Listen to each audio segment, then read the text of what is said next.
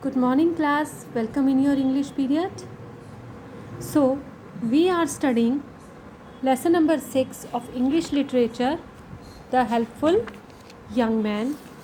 And now we are at the concluding page number 33. So, we are starting from the very first line of page number 33. One chance more, but it will be the last, she warned. अब princess कहती है कि आपको एक chance और दूंगी मैं, but ये चांस आखिरी होगा. Otherwise you will also be heeded like the other man. He return to the forest and called for the jackal and narrated he said story. अब जो यंग मैन होता है, युवक होता है बेटा, वो फॉरेस्ट में वापस चला गया था और वो वहाँ जाकर ना जैकाल, उसको मिला था ना वो गीदड़, तो उसको वो पुकारता है, बुलाता है उसे और उसे अपनी पूरी कहानी सुना देता है. ओ मास्टर डोंट वरी. अब जो गीदड़ होता है वो कहता है, मेरे मालिक आप चिंता मत करिए. I will do my best assure the jackal. Jackal कहता है मैं अपनी तरफ से पूरी कोशिश करूँगा. The jackal called for his fellow jackals. अब जो ये गीदड़ होता है बेटा अपने सारे साथियों को भी बुला लेता है. And within no time there were hundreds of jackals are around him. अब बेटा कहता है थोड़ी ही देर में, कहते हैं वहाँ पर कई हज़ारों गीदड़ इकट्ठे हो गए थे.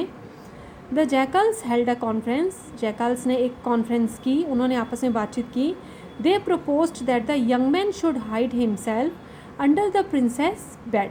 उन्होंने ये प्रपोज किया, ये प्रस्ताव रखा कि युवक को खुद को, जो प्रिंसेस है, राजकुमारी है, उसके बिस्तर के नीचे छुपा लेना चाहिए. जो उसका बेड है ना बेटा, उसका जो पलंग है उसके नीचे उसको छुपा लेना खुद को चाहिए. How could he reached there without the knowledge of the princess. Yes, अब वो जो युवक होता है वो कहता है कि मैं वहाँ तक कैसे पहुँच सकता हूँ और वो भी राजकुमारी को बिना पता लगे. It is impossible. तो कहते हैं it was planned that a tunnel should be dug. तो बेटा ये योजना बनाई जाती है, प्लानिंग की जाती है कि एक टनल जो है वो खोदी जाएगी. It's other and should be right under the bed of the princess. और जिसका दूसरा जो कोन सिरा है वो बिल्कुल वहाँ जाके खुलेगा जहाँ पर प्रिंसेस का बेड है. The plan was executed immediately and the young man was right under her bed. अब बेटा इस योजना को उसी समय लागू किया गया, उसे इस पर कार्य किया गया.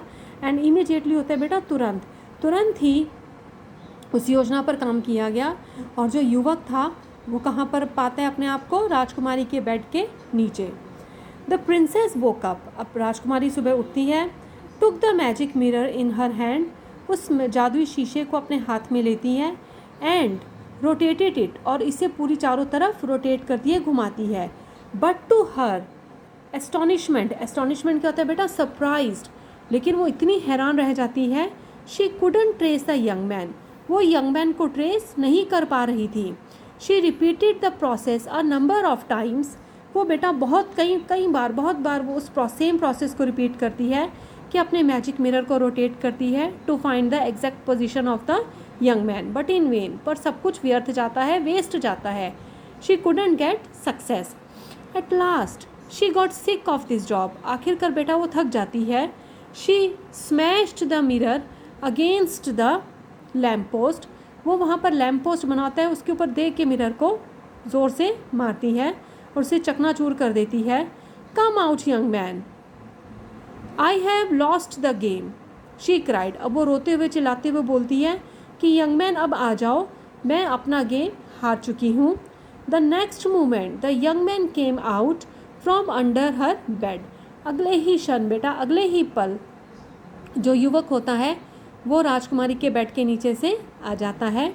The princess was surprised at his intelligence.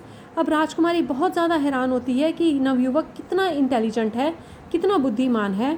She accepted her defeat. वो अपनी हार को मान लेती है. And agreed to marry him. और तैयार हो जाती है नवयुवक से शादी करने के लिए. Thereafter the young man lived with his wife happily.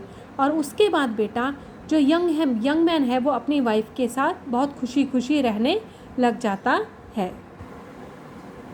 Yes, students, thus we see that the young man ultimately got the reward of his kindness his goodness, his bravery, and above all, his helpful nature. He helped everyone in his best possible manner. We see it. Students, we know that what we give, that comes to us. So, if we do good, we will definitely get the best. I hope that you have enjoyed the lesson and it is quite clear to you. Good. Thank you.